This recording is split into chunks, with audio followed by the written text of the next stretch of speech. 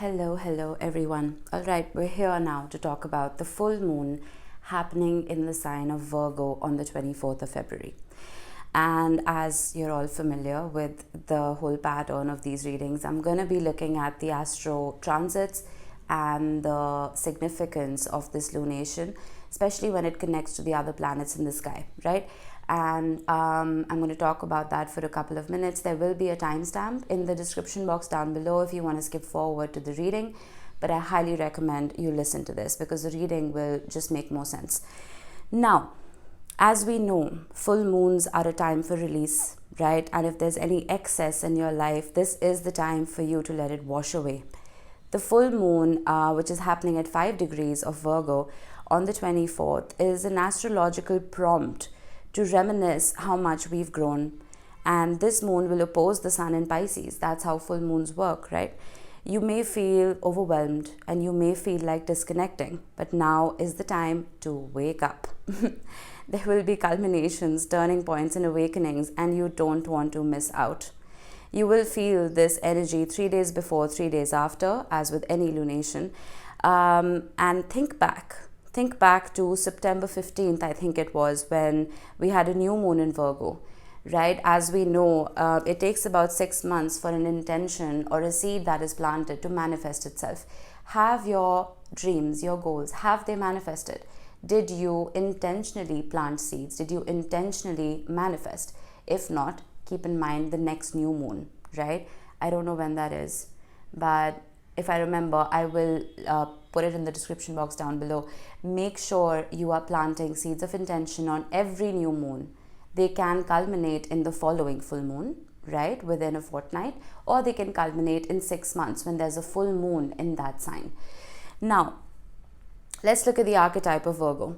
Virgo distills, edits, and refines. It's the organizer of the zodiac.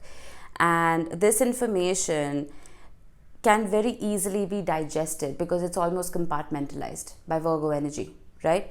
So keeping with that energy, this full moon encourages you to consider what areas of your life could use an upgrade, right? Could use a refinement of sorts.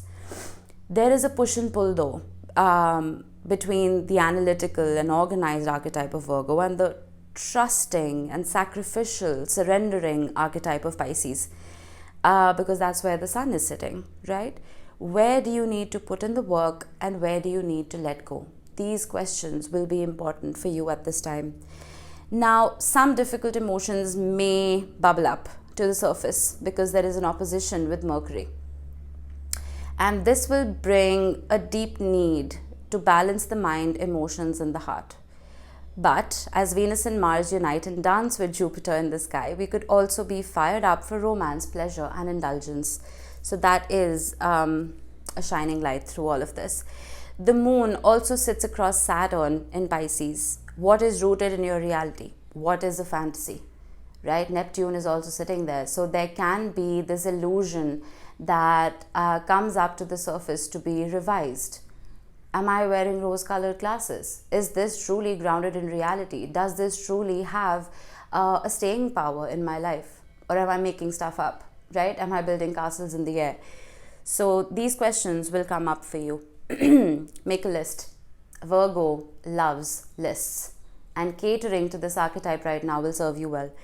Some hidden information can be revealed and you can become more aware of an impending conversation that you need to have. It is important for you to hold back just a little bit during this urge to communicate because, like I said, we do have an opposition with Mercury. Mercury is the planet of communication and travel even. And whenever a lunation is opposing Mercury, conversations can become a little delulu, right? We may express ourselves in a way that we're not comfortable with and we may regret what we say later.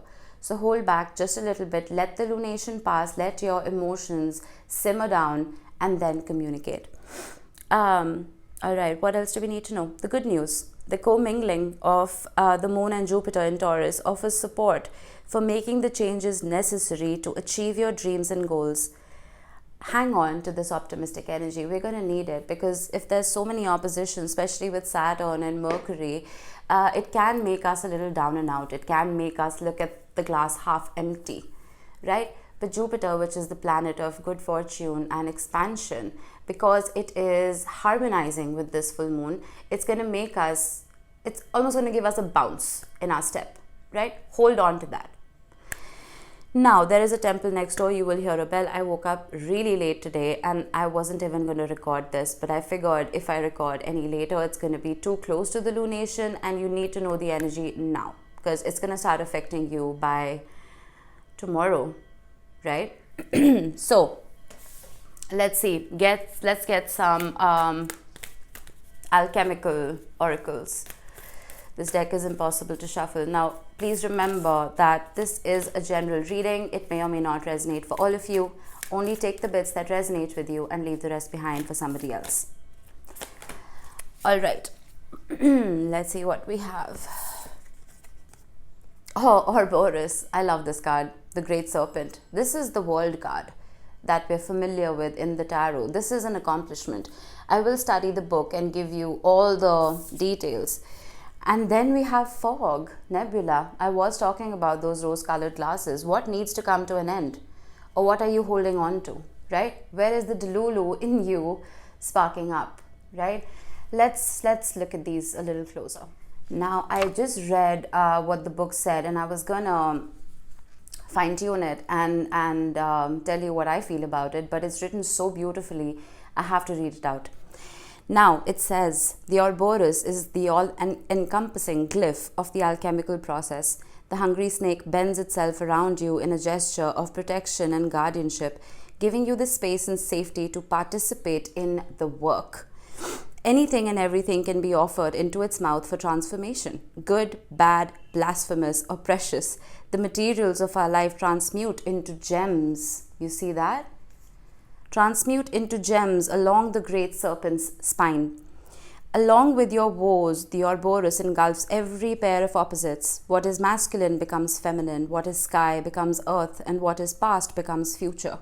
When this card appears, you have entered the quantum realm. Everything is a possibility. No one knows the limits of the Ouroboros. Just when you fell into thinking that your life was straightening out, the snake takes you once again into its gaping mouth for an entirely new trajectory. Note that the great serpent eats itself, not others. The work starts and ends with the alchemist themselves. Throughout this remembrance, the alchemist learns to service the world. That's so important because Virgo is the sign of service, right?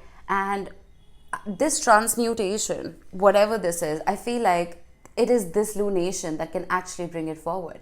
Because all of those oppositions in the sky, those challenges, will force us to go deeper. Will force us to transmute, will force us to release and digest, right? The Ouroboros can sometimes become a never-ending story. It can become a never-ending cycle. It forms the circle, right?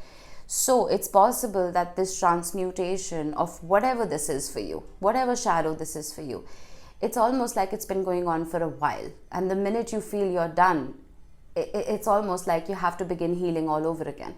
So, ask yourself now, what is this pattern that you're holding on to?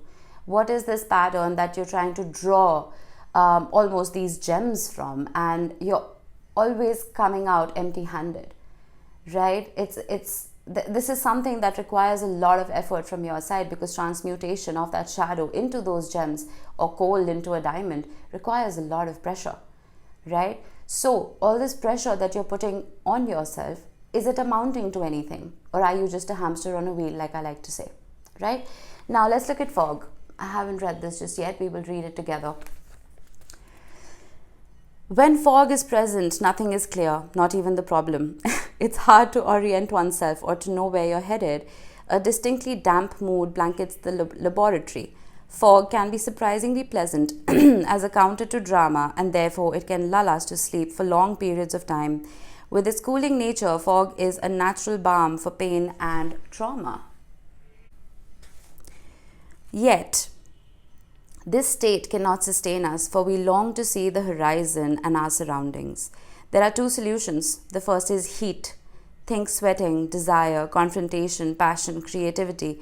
If that's too edgy, the second and inevitable solution is time. As they say, the morning fog burns off by noon. The sun will be seen again. How much time you spend in the fog is yet to be determined. Cool your mind. When the fog is thick, reach out to a dear friend or mentor.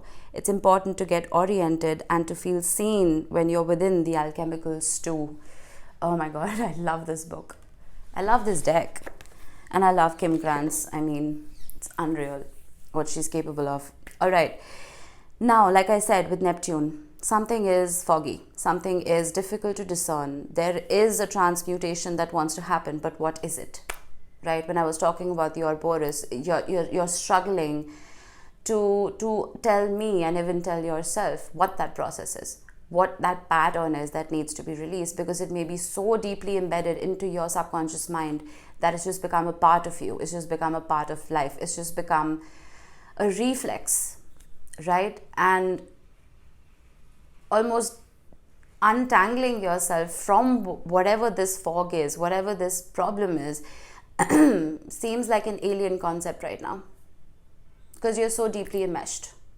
I don't know if this is love. I don't know if this is a self-concept. I don't know if this is how you show up in relationships, how you're showing up on the work front, right? Maybe you're a part of a particular work ethic that you may have borrowed from somebody else and it doesn't truly belong to you, right? Maybe you're conducting yourself in a certain way on the work front where the discipline that you were born with has transmutated into something that other people think is okay, but it doesn't match your beliefs. It doesn't match your ideals and your values. Talking about faith, maybe this has something to do with your faith. Maybe you believed in a divine force, you believed in the cosmos, right? But something happened where it's almost like a switch was flipped and your faith changed, it transmuted into something that isn't true to you. Foggy, very foggy. As the words are coming out of my mouth, I feel like they sound so vague, but that's what the fog is. That is what is so nebulous about this combination. But hopefully the tarot will give us a little more insight and I will make more sense. Okay. Fire, we need this. Ooh, fire and water together makes steam, makes more fog.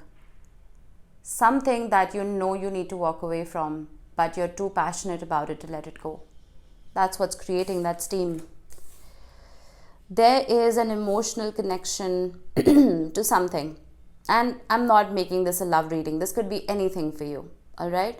This could be something you're very passionate about, but it's almost like you may be able to emotionally disconnect from it, but the way you approach this, the desire and the passion you have for this, that is not easily diminished. The Three of Pentacles. When I was reading about fog, it did say reach out to a mentor, reach out to friends who can ground you, who can almost serve as a lighthouse during this time of the fog, who can help you reassess what your Ouroboros is, what your journey is, what needs to be transmuted. Because if we have a hand to hold during a foggy morning, it just makes us feel more anchored, right? While you may be completely delulu within yourself, what is that one hand that can help guide you? It doesn't have to be a person. It can just be a belief that you knew was a part of you growing up, right? It could be a sense of faith in something or someone. The Ace of Wands, more fire.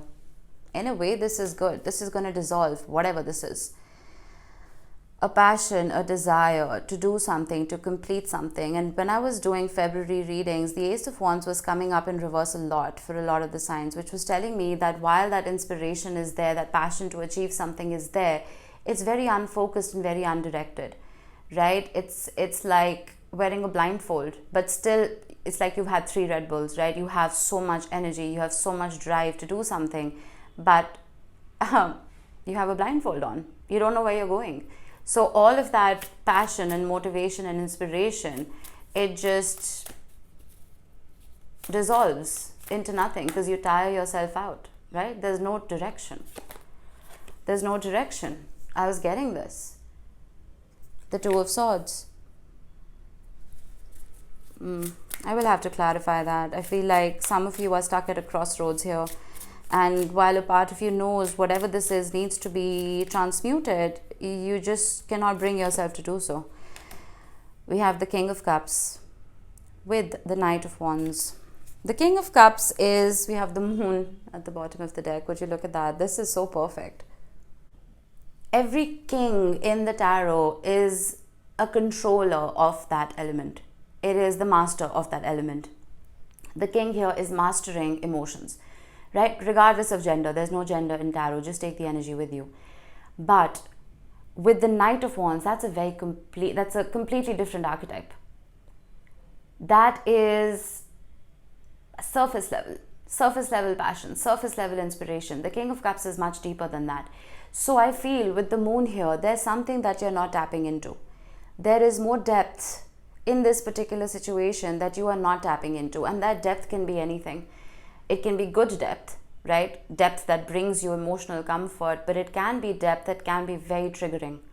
It can be fears and traumas that once tapped into can be very difficult to transmute. That's what I think is happening here. You are transmuting something, but you're not digging deep enough, right? That's why you're always on that wheel. That's why you're coming up without any gems in your hands, because you haven't gone deep enough. You're trying to convert whatever this goal is into a diamond, but the pressure isn't strong enough. And if you're already going through a difficult time, I'm terribly sorry. I don't mean to put more pressure on you. But sometimes when we're swimming in that fog, the only way we can get out of that fog is by lighting a match, right? And that match, that torch, can be very, very difficult to follow. That pressure can be very difficult to digest. The Page of Wands, there's a lot of fire in this reading. It's absolutely crazy. I do feel that there's something here about a little bit of lightheartedness that needs to come into the picture. While that pressure that you're putting on yourself is very important, it is necessary and it's crucial for you to complete whatever journey this is, whatever healing this is. A little bit of lightheartedness will not go amiss. A little bit of lightheartedness will help you see the light at the end of the tunnel. Because I feel like we're all in the tunnel right now, collectively. And this can happen because the planets are doing crazy dances in the sky, especially Pluto. Pluto is making a generational shift after 16 years of being in Capricorn. And that can shake us up a little bit because Pluto is going to kick and scream. It's going to kick the door on the way out. It's going to make itself heard. So during these difficult transits with Saturn and Pisces as well, there's a lot of delusion. There's a lot of illusions, right? But if we're going to cry and make our way through that fog, it's going to make that journey harder. But if we hold somebody's hand and skip along and hum a tune, it's going to become easier. So the people who nourish your inner child, if you hold on to them during this time, your higher self will thank you for it. At least one part of yourself will be catered to. Does that make sense? Wow, this reading is taking on a completely different tangent. I feel like I've been channeling throughout because I don't usually talk like this. This is just a full moon reading, but it feels like something else. It feels so much stronger than that. I don't know what it is. We have the Page of Pentacles, 2 pages. This is not strong enough for me. I will have to clarify what is at the bottom. You see? Look at that. There's something major here. There's something big here. Something about your intuition, your higher self screaming at you to look at. The Ace of Cups, the Sun, Justice. Okay. I'm glad the Sun showed up. While the Moon and the High Priestess can be very powerful cards for all of us here, the Sun is what is going to help almost break apart that fog. That sun, that joy will give us a sense of direction and purpose. When we are in this nebulous fog, when we are in this journey of the Ouroboros, it can be hard for us to see a destination, right? We're just in a constant loop of healing, in a constant loop of transformation and transmutation. That can be bloody exhausting. What is the destination? What is your happiness? What makes your heart happy? What is the Ace of Cups for you? Right? That sense of direction will be your anchor during this time. Aircraft flying overhead, travel for some of you. could be what lights that match and gets you out of the fog. Oh my God, the cards really want it. Oh my God, would you look at that? I can't even. This is, you see how powerful it is? This is. Do you see how powerful this is? I wonder. Holy shit, I'm losing my mind right now. Oh my God, what did I say? What did I say? The Ouroboros is the world card. Look at the power in these three cards that jumped out. I need to calm down. Okay. There is something here about your inner world and your outer world meeting. There is this commingling of your higher self, your inner child, and your current self. All three of them almost becoming inseparable, not being separate entities from one another. There's something very, very strong here about a closing of something that's been long overdue. And this closing doesn't have to be a bad thing. It is a culmination of something that's been pissing you off for a very long time. A culmination of something that's been giving you sleepless nights, something that's been preventing your growth, whatever this is. But more than this being external to you, more than this being a career or a relationship or whatever, this is internal.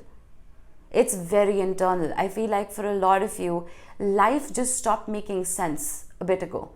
That sense of direction that I was talking about, it just wasn't there. There was an aimlessness. You didn't know where you were headed, right? For some of you, you really need to figure out where your north node is and where your south node is.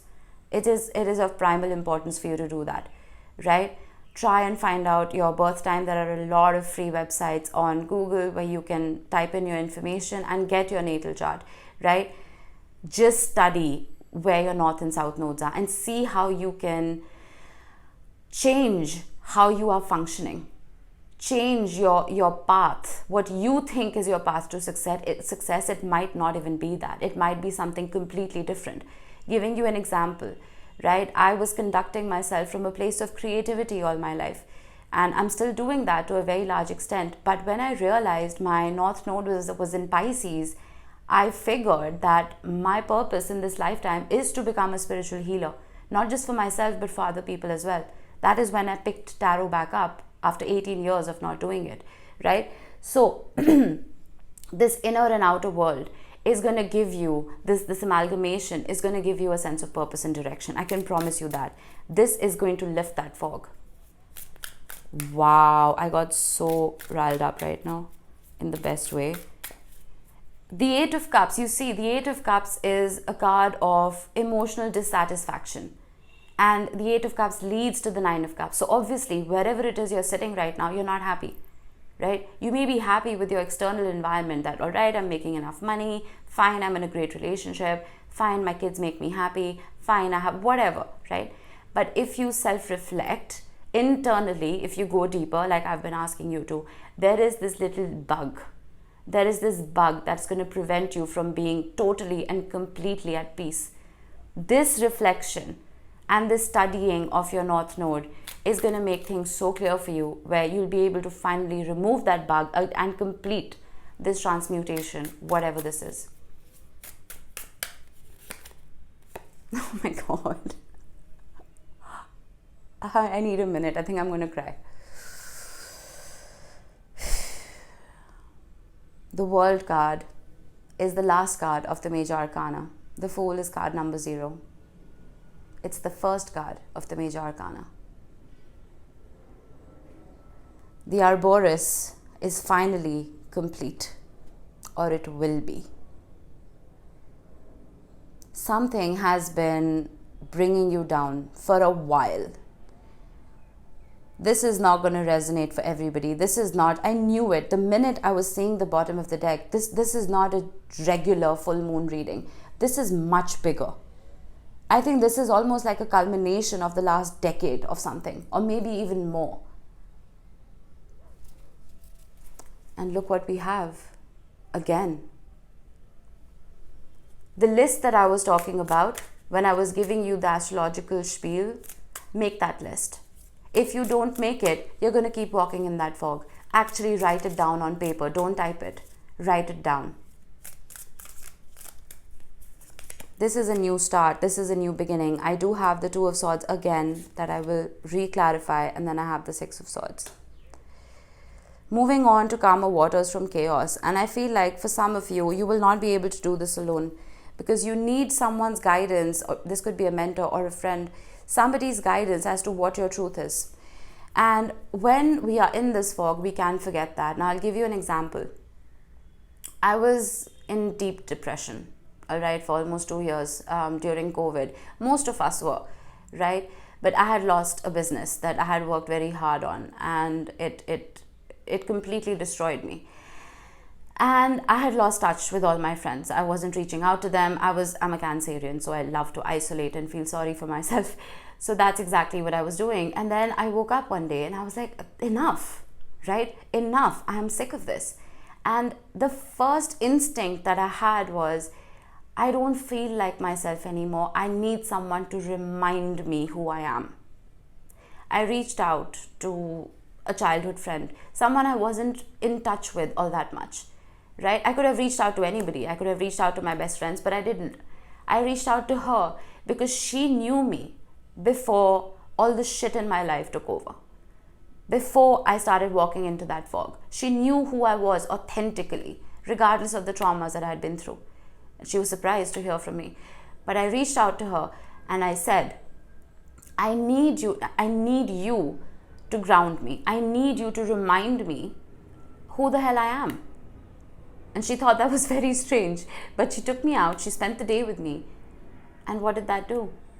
It got me out of that fog. She showed me a light that I had completely forgotten existed. This doesn't have to be a friend for you. It doesn't have to be a mentor for you. It could be a bloody stuffed toy from your past. It could be a photograph of your little self, right? It could be a book that you could have read when you were 5 years old. Go back. What is your taproot that's going to bring you out of this? I was not expecting this reading. No way in hell. I was like, oh, it's a full moon. Fine, 15 minutes tops. I'll be done. Oh, this is big. The Two of Wands with the Ace of Wands. The direction that I was talking about, that focus, that sense of purpose. For some of you, I did say this is about your faith. This is about your beliefs. It's about your spiritual awakening. And I feel some of you may have lost yourselves in that journey. And that can happen, especially when Saturn is sitting in Pisces, which is the sign of a spiritual awakening.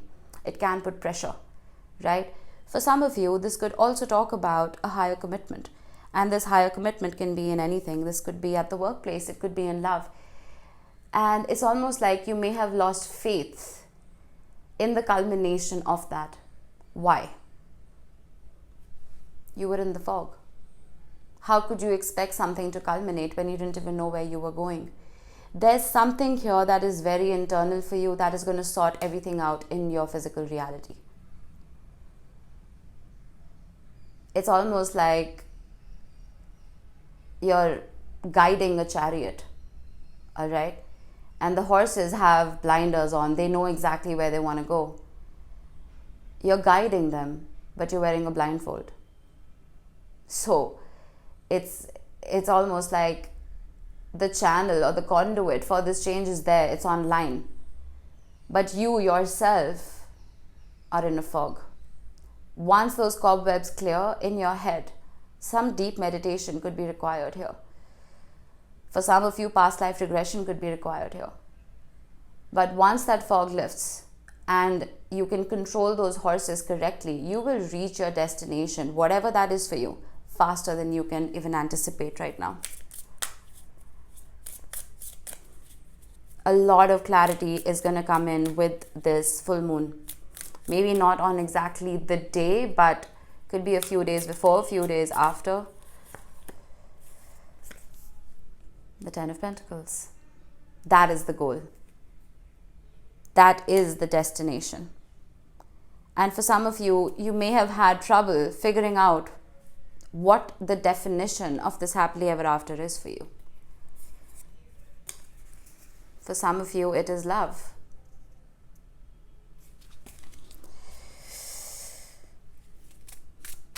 suddenly getting open your eyes. And I don't mean your literal eyes, I mean your third eye. Some of you need to work on your third eye chakra and your crown. It's almost like you're receiving downloads from the universe, but if your crown and your third eye are blocked, you're not going to even be able to understand that information. Right? You're a native English speaker, it's going to come in Greek and you'll be like, what the hell? I don't know what that means. Right? But once you awaken your upper chakras, you're going to start speaking Greek. Or the messages will just come in English. You will understand.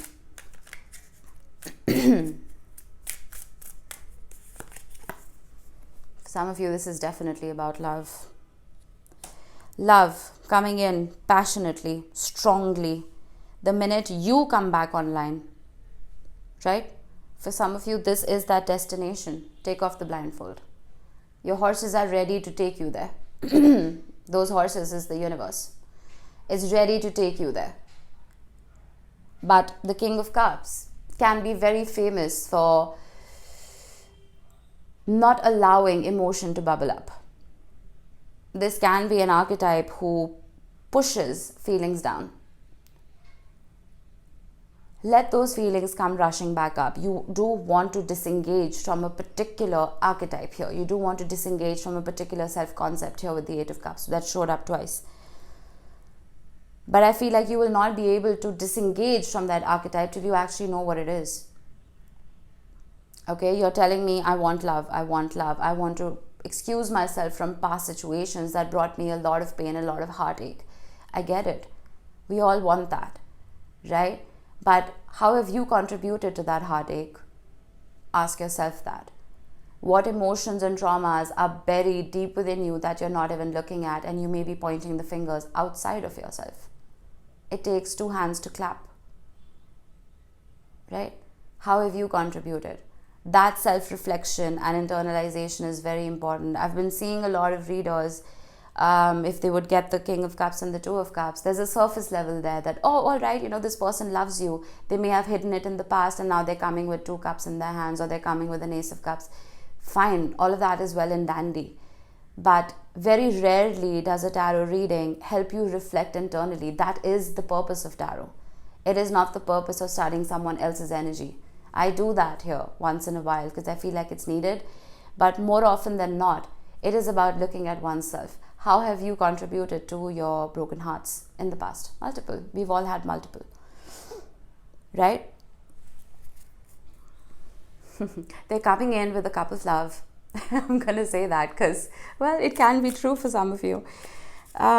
But I feel like a little bit of clarity within yourself, a little bit of self-reflection is going to make you a magnet for the kind of love that you are looking for, not the kind of love that you've settled for. Right? The Three of Pentacles again with the Page of Wands. Some of you just need to pack your bags and travel with friends. Right? Look at the bigger picture of life. I feel like you've been holding a microscope to your problems or a magnifying glass. I don't know why I did that. But you're holding a magnifying glass to your problems and you're just making them bigger than they actually are. Right? I've seen this happen whenever I travel to the mountains or to the ocean and I look at the vista in front of me. It makes me feel really small. In the best way possible. It makes me realize that the stuff that I have been making myself crazy over, it doesn't even matter. Right? And there is a mountain here. But I feel like there is an assistance that is required. An assistance from other people that will help you get much farther than you would alone. The Four of Wands, beautiful.